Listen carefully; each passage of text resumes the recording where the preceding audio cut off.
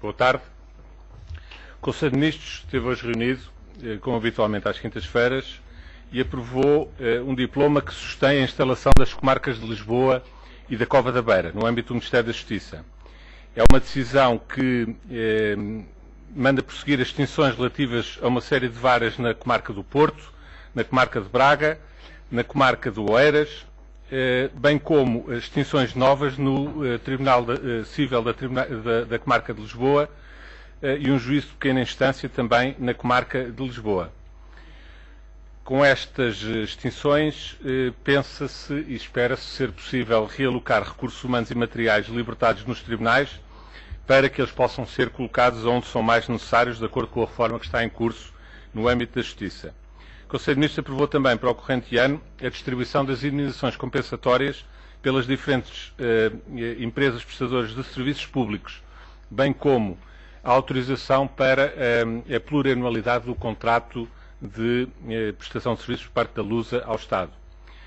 O Conselho de Ministros aprovou ainda uma resolução que autoriza a prática dos atos necessários à participação de Portugal no aumento de capital do Banco Europeu para a Reconstrução e Desenvolvimento, do BERD. Foi também aprovado no Conselho de Ministros um conjunto vasto de leis orgânicas, a saber, na área da presença do Conselho de Ministros, a Lei Orgânica da Comissão para a Cidadania e Igualdade de Género, a SIG, na área do Ministério das Finanças, a Lei Orgânica da Autoridade Tributária e Aduaneira, que resulta da fusão da Direção-Geral dos Impostos, da Direção-Geral das Alfândegas e dos Impostos Especiais sobre o Consumo e da Direção-Geral da Informática e Apoio aos Serviços Tributários e Aduaneiros. Na área do Ministério dos Negócios Estrangeiros foram aprovadas 8 leis orgânicas, a saber, a Orgânica do Instituto Camões, que resulta da Instituto Camões, que agora passa a chamar-se Camões Instituto da Cooperação e da Língua, e que resulta da fundação do antigo Instituto Camões e do Instituto Português de Apoio ao Desenvolvimento. Ainda na área do Ministério dos Negócios Estrangeiros, a Orgânica da Secretaria-Geral do Ministério, da Inspeção-Geral Diplomática e Consular, do Fundo para as Relações Internacionais, do Instituto de Investigação Científica e Tropical, que transita da presença do Conselho de Ministros para o Ministério dos Negócios Estrangeiros, da Direção-Geral da Política Externa, da Direção-Geral dos Assuntos Europeus e da Direção-Geral dos Assuntos Consulares e das Comunidades Portuguesas. Na área do Ministério da Defesa Nacional foram aprovadas 6 leis orgânicas, nomeadamente sobre a Secretaria-Geral do Ministério da Defesa Nacional, sobre a Inspeção-Geral da Defesa Nacional, sobre a Polícia Judiciária Militar, a Direção-Geral de Política de Defesa Nacional, a Direção-Geral de Pessoal e Recrutamento Militar e a Direção-Geral de Armamento e Infraestruturas de Defesa. Na área do Ministério da Saúde foram aprovadas 2 leis orgânicas, a Lei Orgânica da Secretaria-Geral do Ministério da Saúde e a Lei Orgânica da Inspeção-Geral das Atividades de Saúde.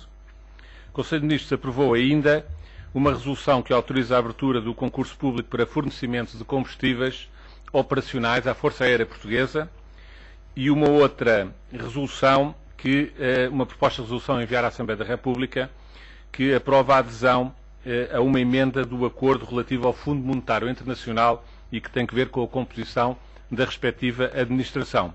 Por último, foi aprovado também no Conselho de Ministros uma proposta de resolução sobre o tratado para a transferência de pessoas condenadas entre Portugal e a República do Peru. Ficamos à vossa disposição para questões que nos queiram colocar. Em direto para a RTP, a questão que me coloco é, neste momento, qual é o balanço que o Governo faz desta greve geral do dia de hoje? Boa tarde. O Governo tem consciência das dificuldades que o país atravessa e que todos os portugueses atravessam. E esse foi o caminho seguido ao longo dos últimos 5 meses de políticas de contenção, de reformas que tiveram que ser assumidas para a administração central, regional e local. E temos consciência que é com este caminho, ao fim de 5 meses, que é possível Portugal poder começar a recuperar, Portugal poder começar a ter condições para ultrapassar estas mesmas dificuldades. Foi também com esse objetivo que ao longo dos últimos 5 meses aprovámos um plano de emergência social para muitos portugueses que estão numa situação mais delicada, são mais frágeis na nossa sociedade e que merecem e precisam de ter o apoio do Estado.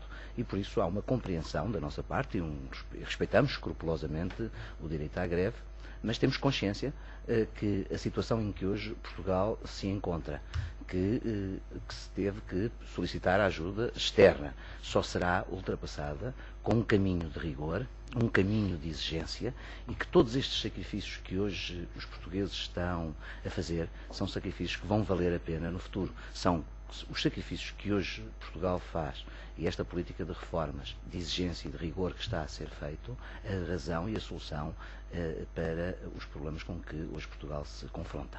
Sr. Ministro, deixe-me só, ainda no âmbito da minha pergunta, não falou em termos de valores, de percentagem daquilo que até agora foi recolhido pelo Governo relativamente àquilo que terá sido a adesão a esta greve. O Governo já terá esses dados? Para nós, a greve que hoje se realiza em Portugal não é para nós uma guerra de números. Respeitamos os portugueses que estão a fazer greve e da mesma forma que o fazemos em relação a muitos milhões de portugueses que também estão a trabalhar. Nós sabemos que este caminho é o caminho que Portugal tem que trilhar nos próximos anos para sair da situação particularmente difícil em que se encontra.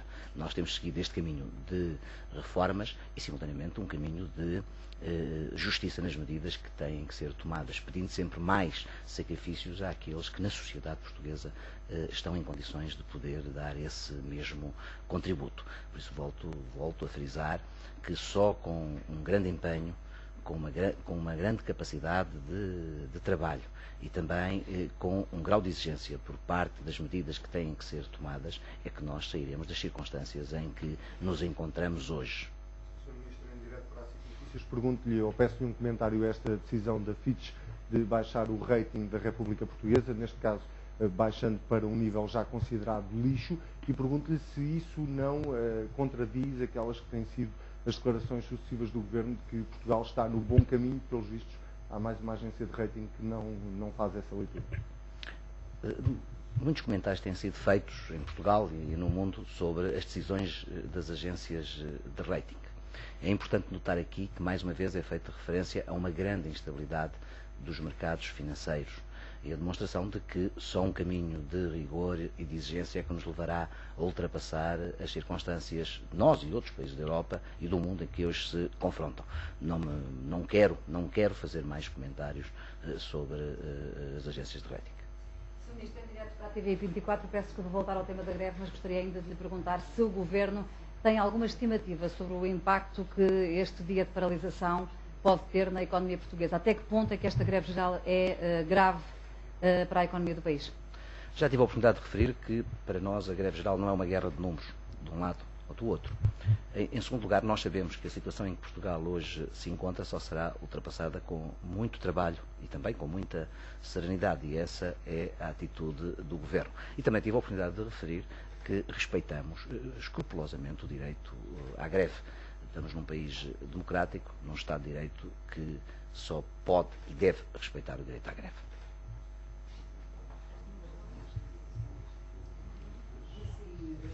Se não há mais questões, muito obrigado. Boa tarde.